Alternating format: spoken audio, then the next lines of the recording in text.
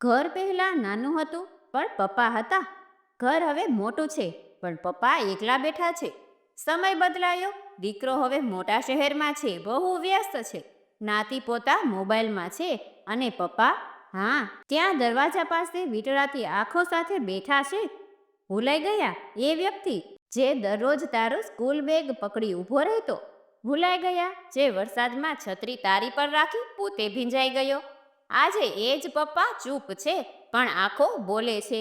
શું મારો વખત પૂરો થઈ ગયો? એકલો પપ્પો રોજ ચા બનાવે પોતા માટે, પણ પછી ભૂલી જાય કે એ ચા પીવી પણ છે. પપ્પા હવે ફરિયાદ નથી કરતા, એમના રૂમમાં માત્ર યાદો છે.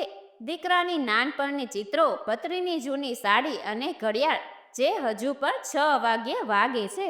કે જેમાં પપ્પા તને અગાઉ આજે મારો ચેમ્પિયન આવવાનો છે કહેતો હતો, આજે એ ઘડિયાળ તો વાગે છે પણ દીકરો નહીં આવે.